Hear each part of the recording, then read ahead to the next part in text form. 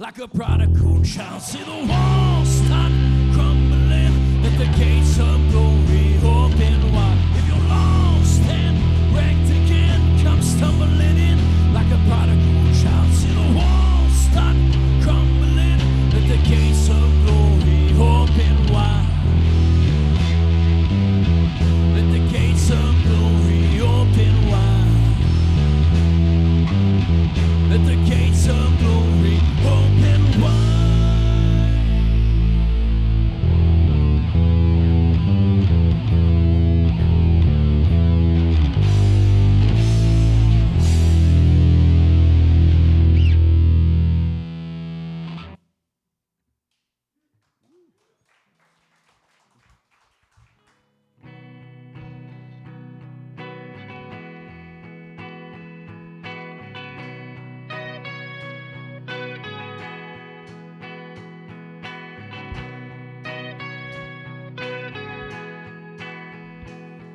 It's everything or nothing at all. It's an open heart or a stone wall. It's all in or it's all out. Love is everything. I wanna reach the end of the day and wonder how our time slipped away. Oh, I'm learning what it means to say love is everything. I will give you my whole. There's no hiding in the middle ground. Either fly or will fall.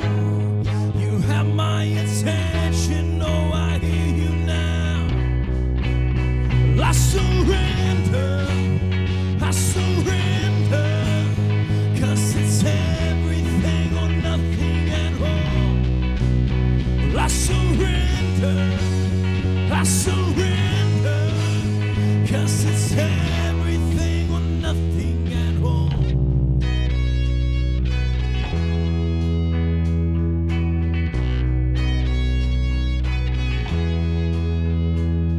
It's easier to stay in the lines and play it safe, you know, and be fine.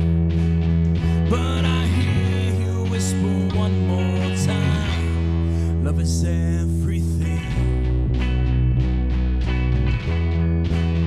I will give you my whole. There's no hiding in the middle ground. Either fly or will fall.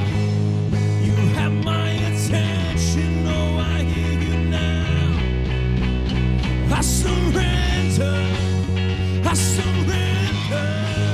'Cause it's everything or nothing at all. I surrender. I surrender. 'Cause it's everything or nothing at all.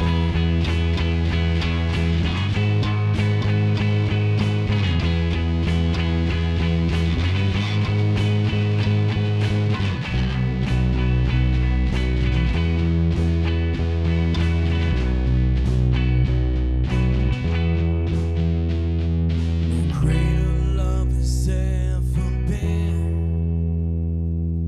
than one who gave it all for a friend. Lord, help me never to forget. Love is everything. I will give you my whole. There's no hiding in the middle ground. Either fly or will fall. You have my attention. Oh, I hear you now. I will give you my whole. There's no hiding in the middle ground. Either fly or will fall. You have my attention. Oh, I hear you now.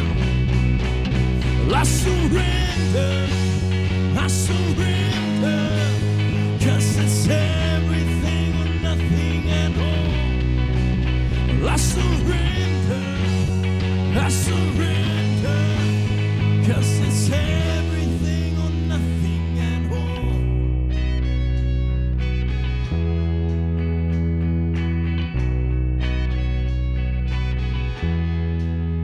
I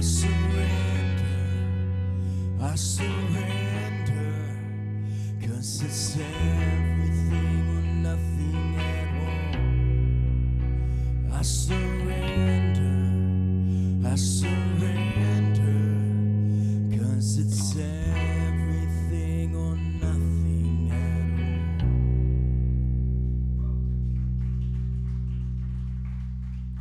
You may be seated.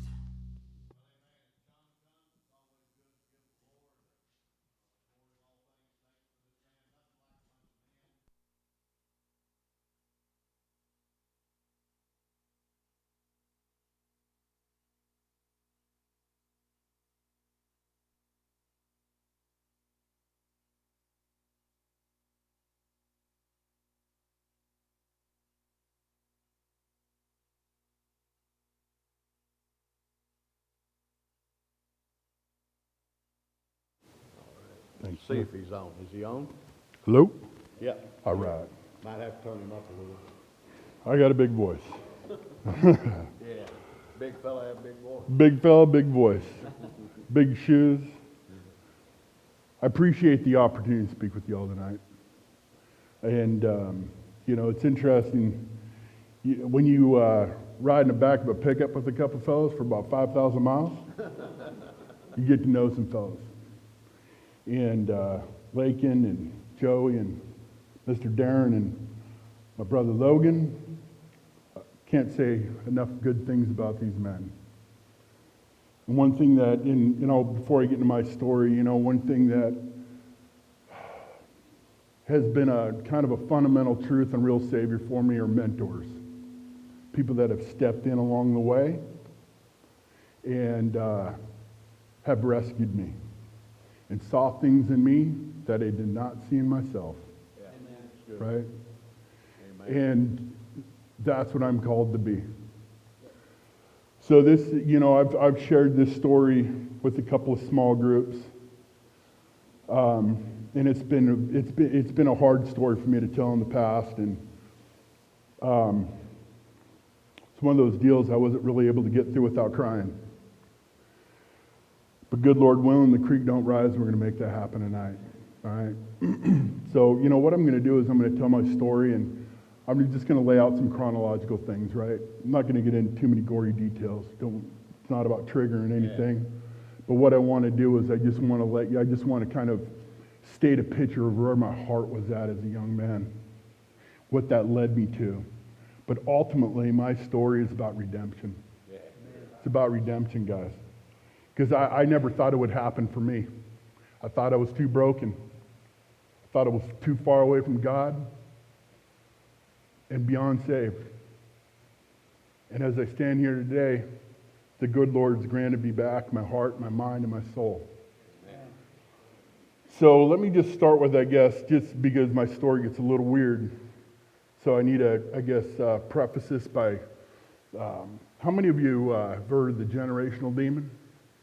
Generational demons? Yeah. Yeah. My family has some generational demons. And they had a hold on my family for a long time. And it took some lives in my family. And so my daddy, when he got back out of the war, he was a full-blown alcoholic and kind of lost his way. My mom was on the other end of the spectrum. And, she had kind of given herself to the Lord, and she was ready to go to the convent and be a nun. And so there was this fellow named Sam Fife, who was kind of a Southern Baptist revivalist back in the 60s. And, it was kind of a pop-up tent thing, and it happened in the homes. And he was talking about the end times. Well, my grandmother had seen this guy a couple times. He said, "Danny, why don't you come and take a listen to Mr. Sam?" And my dad said, well, he had been, my grandmother had been pestering my father for so long. He said, "Okay, I'll oblige you." If I hear something that clicks, so be it. If not, I'll go back to the bottle. He went that night and instantly changed